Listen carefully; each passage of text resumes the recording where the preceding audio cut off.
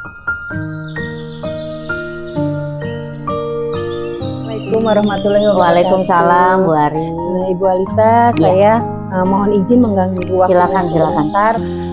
Saya Cikita Angkatan 8, guru ibu juga. Saya ada tugas pada modul 3.1 di bagian demonstrasi kontekstual tentang kebijakan universal, yaitu dilema etika dan bujukan moral. Sebelumnya saya ingin menjelaskan dulu ya Bu. Silakan Bu. Etika itu adalah situasi di mana seseorang dihadapkan pada dua pilihan atau lebih yang semuanya melibatkan pertimbangan moral atau nilai-nilai etika yang saling berkaitan.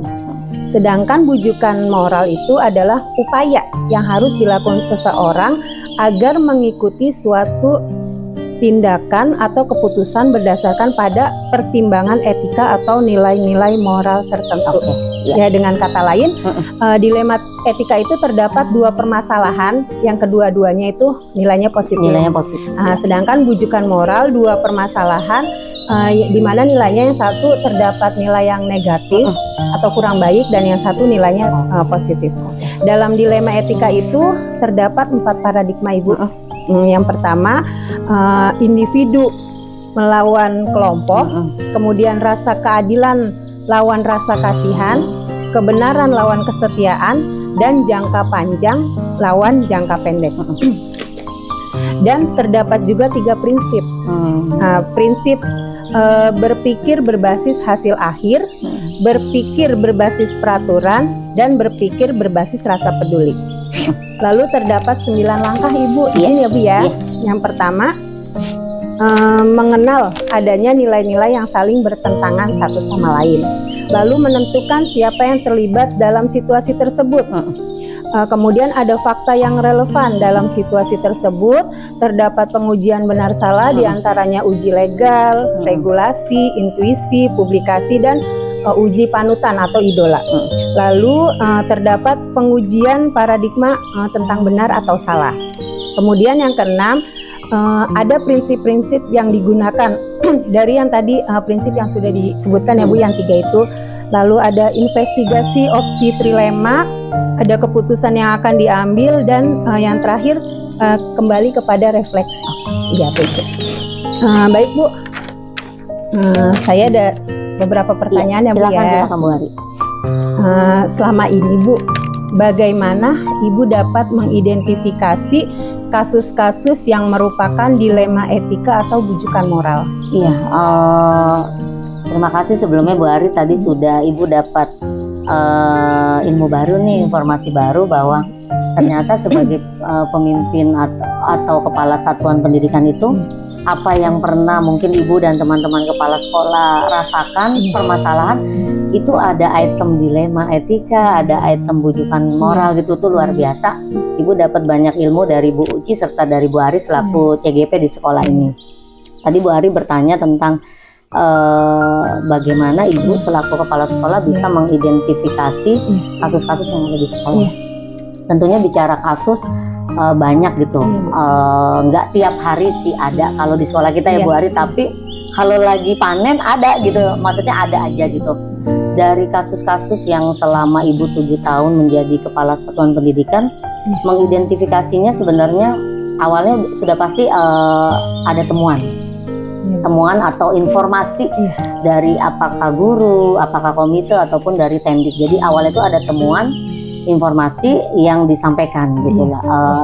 Lalu dari situlah Ibu mampu mengidentifikasi untuk mana prioritas yang harus diselesaikan gitu. Jadi kalau Bu Ari nanya bagaimana sih cara Ibu dapat mengidentifikasi, tentunya Ibu punya temuan-temuan kasus, dan temuan kasus itu bisa dari Ibu lihat sendiri lalu konfirmasi ke teman-teman dan seluruh stakeholder, atau ada temuan dari teman-teman PTK lalu Ibu identifikasinya tentunya refleksi dulu sendiri, baru memanggil tim inti itu dalam arti kalau di sekolah ada wakasek dengan guru senior. Jadi lebih ke tahapan itu sih kalau awal-awal. Lalu Bu, bagaimana Ibu menjalankan pengambilan keputusan di sekolah, terutama untuk kasus-kasus di mana ada dua kepentingan yang sama nih, yang sama-sama keduanya mengandung nilai kebajikan. Iya, berkenaan dengan cara atau menjalankan pengambilan keputusan yang tepat lah jatuhnya Bu Arya, di mana ini dua-duanya bagus gitu loh. Atau kalau satu bagus satu enggak, itu kayaknya lebih mudah ya. Ini nggak bagus gitu, lebih gampang kita ambil prioritas ketika dua-duanya penting. Dan apalagi itu kalau kaitannya dengan kepala sekolah, pasti kaitannya ke murid ya Bu Arya gitu. Pasti segala hal itu kita bertumpu ke murid gitu, posisinya kebermanfaatannya dapat nggak ke murid gitu.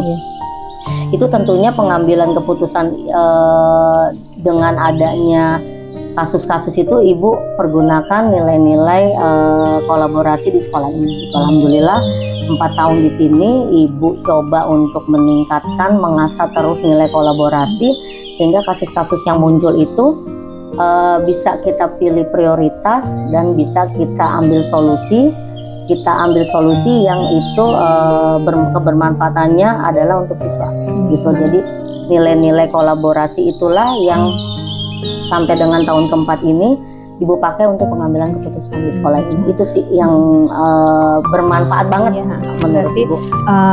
Ujung-ujungnya gitu, hasil akhirnya adalah keberpihakan pada anak. Ya baik Bu. Lalu nih Bu, mengenai langkah-langkah seperti apa yang biasa Ibu lakukan selama ini?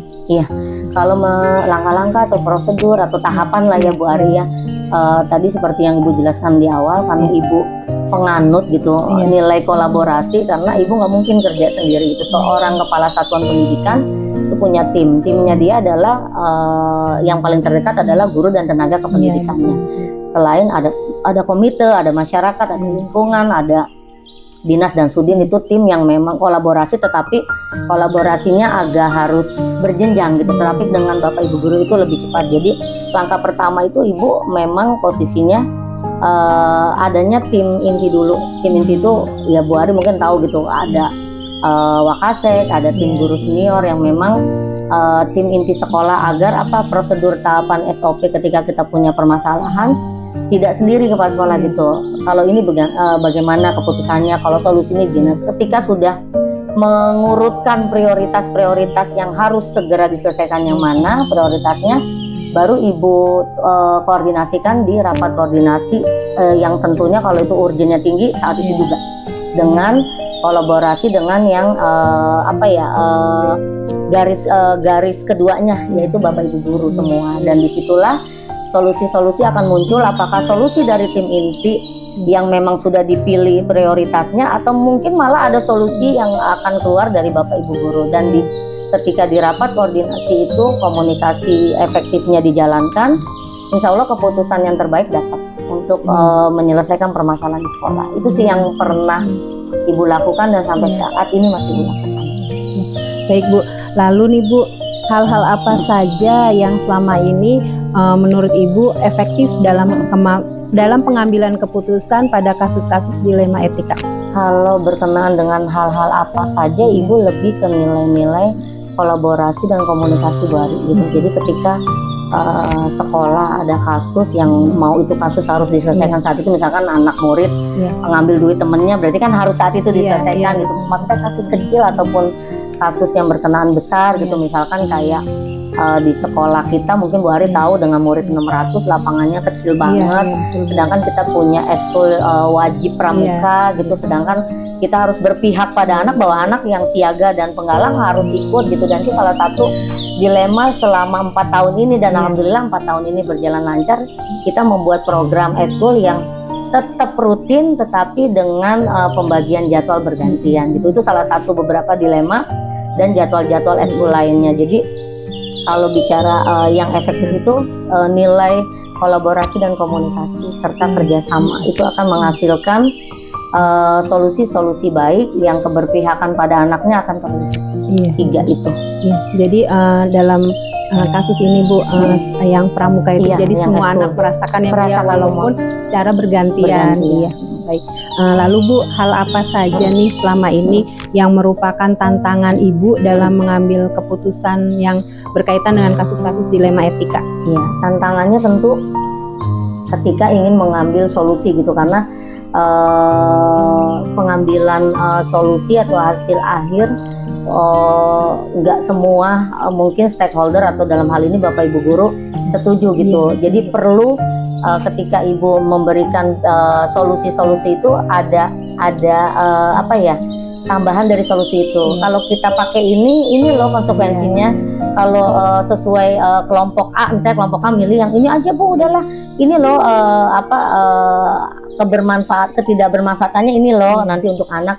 Jadi lebih ke tantangannya itu benar-benar mencari solusi yang tepat dan berpihak pada anaknya dapat, tetapi Bapak Ibu gurunya nyaman. Iya, betul. Artinya oh iya lega, karena tidak ada nyaman itu karena tidak ada aduan dan temuan. Jadi benar-benar berjalan lancar, tidak bermasalah dalam program pembelajaran atau eskul, tidak bermasalah dalam program pendanaan sekolah, dan kegiatannya berjalan gitu sesuai terlaksana. Itu sih lebih ke menentukan solusi yang tepat dan yang tujuannya keberpihakan pada anak, lebih ke situ. Jadi memang tidak ada yang dirugikan ya Bu ya, benar-benar Bu Ari. muridnya, baik gurunya maupun anggaran-anggarannya ya. Baik Bu.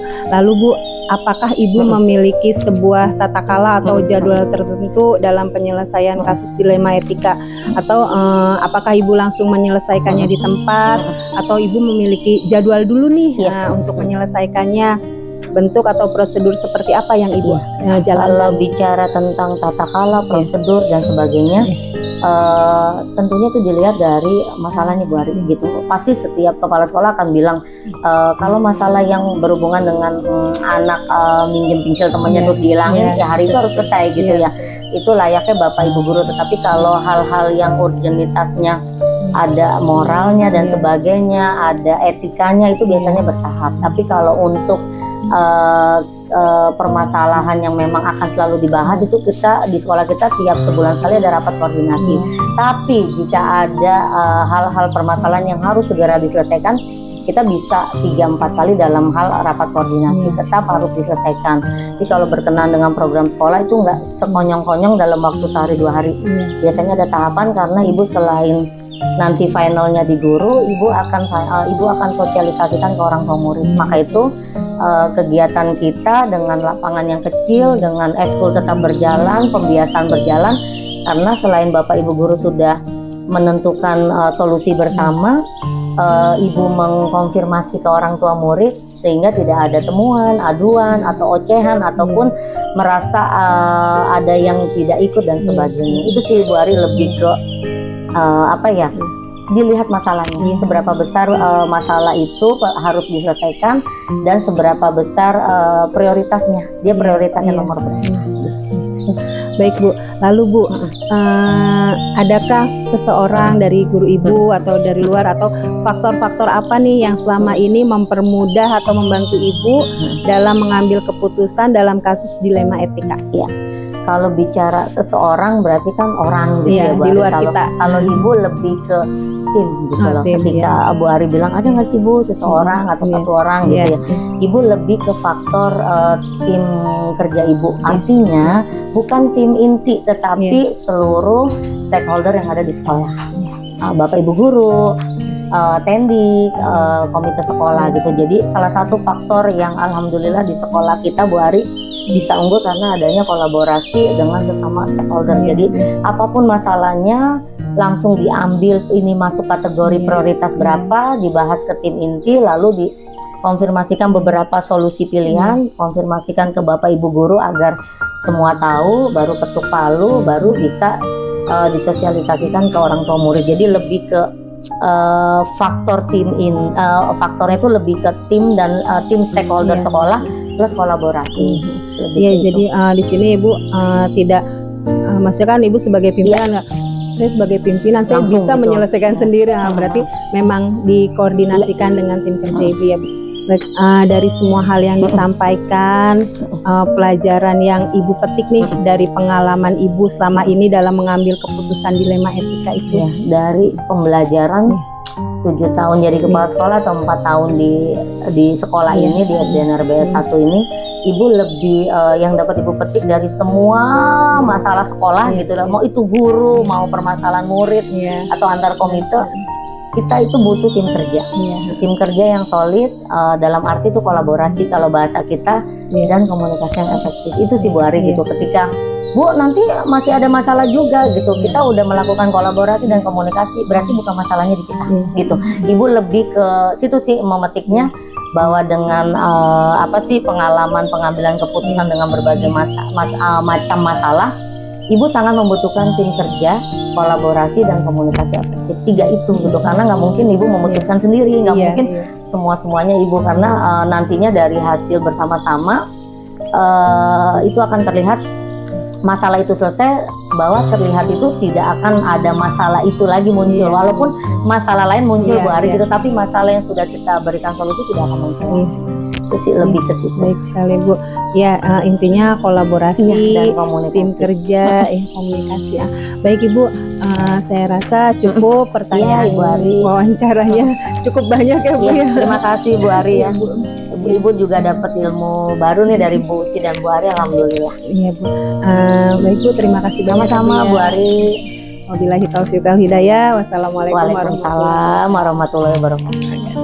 Assalamualaikum Bu Eva. Waalaikumsalam Bu Ari. Ibu, izin ya saya mengganggu waktu Ibu sebentar. Saya mendapat tugas dari pendidikan guru penggerak saya, mewawancarai kepala sekolah. Minta waktunya sebentar ya Bu. Iya, siap. Baik Ibu, saya akan menjelaskan tentang dilema etika. Sebelum saya memulai pertanyaannya, saya jelaskan dulu ya Bu ya. Dilema etika itu adalah situasi di mana seseorang dihadapkan pada 2 pilihan atau lebih yang semuanya melibatkan pertimbangan moral atau nilai-nilai etika yang saling berkaitan. Sedangkan bujukan moral adalah upaya yang dilakukan seseorang atau pihak lain agar mengikuti suatu tindakan atau keputusan berdasarkan pada pertimbangan etika atau nilai-nilai moral tertentu. Jadi dengan kata lain, dilema etika itu terjadi pertentangan Ibu antara terdapat 2 nilai yang dua-duanya nilai kebajikan, nilai-nilai yang baik, tapi Ibu harus memilih salah satunya. Sedangkan untuk bujukan moral, pertentangannya, satu nilai yang positif, satu yang nilai yang kurang baik atau negatif.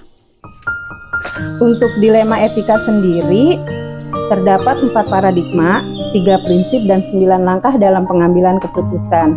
4 paradigma di sini adalah permasalahan individu lawan kelompok, rasa keadilan lawan rasa kasihan, kebenaran lawan kesetiaan, dan jangka panjang lawan jangka pendek. 3 prinsipnya berpikir berbasis hasil akhir, berpikir berbasis peraturan, dan berpikir berbasis rasa peduli. Sedangkan 9 langkah pengambilan keputusan, yang pertama, kita mengenal adanya nilai-nilai yang bertentangan. Yang kedua, menentukan siapa yang terlibat dalam situasi ini, lalu ada fakta yang relevan dalam situasi ini, kemudian diuji dengan benar salah. Ujiannya itu adalah uji legal, regulasi, intuisi, publikasi, dan panutan.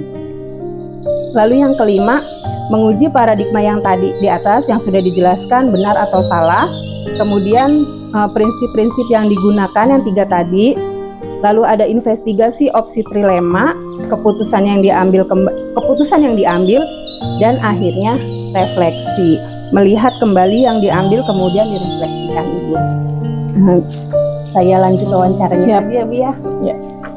Baik Bu, selama ini sebagai kepala sekolah, bagaimana Ibu dapat mengidentifikasi kasus-kasus yang merupakan dilema etika atau bujukan moral? Terima kasih Bu Ari atas kesempatan waktunya dan sudah berkunjung. Yang pertama sih, jika ditemukan ya adanya satu kasus dilema etika ya di sekolah ini, yang pertama itu kan pasti berdasarkan laporan ya, atau berdasarkan temuan ya. Entah dari guru ataupun tenaga kependidikan. Nah biasanya setelah mereka melaporkan atau menemukan, kasus itu, berikutnya saya biasanya melakukan koordinasi sama pastinya yang terdekat dulu ya, Wakasek. Berikutnya jika memungkinkan saya dilanjutkan dengan guru. Siapa tahu dari guru-guru tersebut punya ide gitu ya, atau punya saran, masukan yang mungkin kita tidak kepikiran nih gitu ya. Jadi seperti itu. Jika lebih berkepentingan lagi, jika diharuskan, biasanya koordinasi juga dengan komite ya. Sekolah ya. Baik Bu, selama ini bagaimana Ibu menjalankan pengambilan keputusan di sekolah ini, terutama untuk kasus-kasus di mana ada dua kepentingan yang sama nih Bu, kepentingan yang sama-sama benar atau sama-sama mengandung nilai kebajikan. Ya, itu pernah saya temukan di sekolah ini. Nilai kebajikan ya, atau dilema etika itu keadilan lawan kasihan, lawan kasihan ya. Jadi bagaimana kita itu sebagai pimpinan harus adil ke semua pendidik dan tenaga pendidikan, tapi kita juga dilema etikanya dengan kasihan ya. Jadi di sini saya menemukan ada guru yang kurang disiplin ya, dalam arti kata terlambat datang ke sekolah. Itu saya harus membuat sikap untuk agar adil dalam semuanya dalam hal kedisiplinan.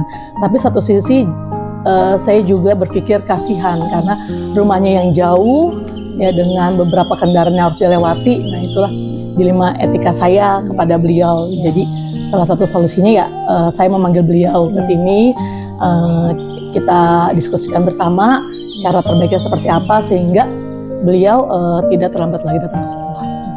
Cukup efektif ya Bu ya? Alhamdulillah efektif.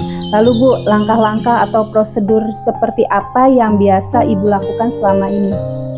Ya, langkah-langkahnya seperti yang saya sudah sampaikan tadi. Yang pertama, saya biasanya mengkoordinasikan dengan Wakasek ya, guru. Setelah itu saya ambil cara mencari musyawarah mufakat, di mana pengambilan keputusan itu berpihak pada semua orang, bukan pada salah satu orang saja. Gitu. Jadi setelah dicapai, baru kita cari solusinya sama-sama. Sudah terbaik bisa dilakukan. Yang penting tidak ada pihak yang dirugikan. Iya betul, ya, tidak ada pihak semuanya. Ya, baik Bu. Lalu hal apa saja nih yang selama ini Ibu anggap efektif dalam pengambilan keputusan pada kasus-kasus dilema etika? Hal yang paling efektif itu adalah yang pertama mengkoordinasikan dengan berbagai pihak, terus yang kedua kolaborasi juga, artinya kolaborasi dengan teman-teman. Jadi jangan berpikir pimpinan itu suatu hal yang benar semuanya gitu. Kita butuh teman-teman pendukung untuk berkolaborasi, untuk berdiskusi agar mencapai solusi yang kita inginkan. Baik Bu. Lalu hal apa saja nih Bu yang selama ini merupakan tantangan Ibu dalam mengambil keputusan pada kasus-kasus dilema etika? Ya, pasti tantangan pertama adalah di usia muda sudah menjadi seorang pemimpin. Itu tantangan yang paling berat karena mungkin sebagian orang atau guru senior akan pertama adalah menganggap remeh ya gitu, karena merasa belum punya pengalaman sudah jadi pimpinan gitu kan. Itu hal yang tantangan pertama. Nah, tantangan kedua yaitu tadi kembali lagi dari guru senior, berhadapan dengan guru senior yang mungkin tidak bersependapat dengan kita gitu. Mereka dengan versi mereka, kita dengan kita, itu kadang berbenturan seperti itu. Tapi ya alhamdulillah dengan berbagai fakta, dengan berbagai bentuk yang sudah kita capai, mereka akan melihat sendiri buktinya ya, bahwa kita tidak cuma kata-kata, tapi apa yang bisa kita lakukan, yang bisa kita berikan kenyataan nih loh.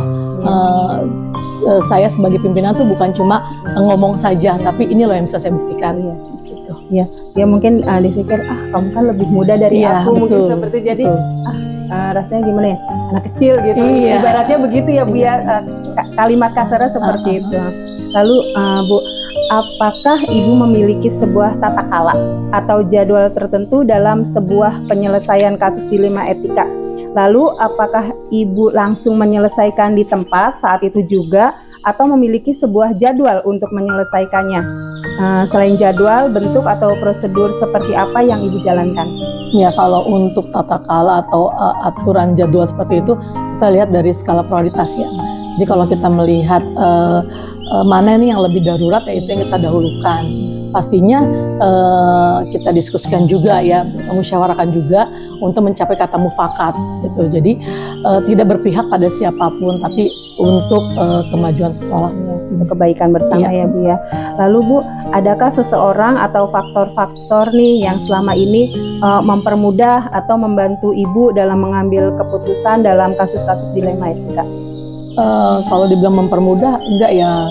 Nanti takutnya jatuh KKN. Jadi bukan mempermudah, arti kata orang yang lebih berpengalaman. Jadi di sini walaupun sebagai pimpinan saya butuh orang yang punya pengalaman yang begitu besar ya. Jadi bisa memberikan solusi dengan pengalaman-pengalaman yang sudah dia alami sebelumnya. Jadi kan insya Allah dengan pengalaman adalah guru yang paling berharga. Iya, betul. Itu yang saya butuhkan.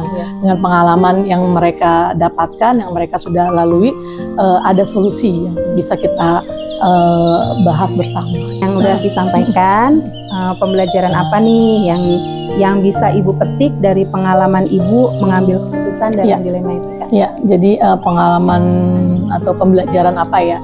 Jika kita sebagai seorang pemimpin itu di sebuah satuan pendidikan, apabila mengambil keputusan jangan otoriter.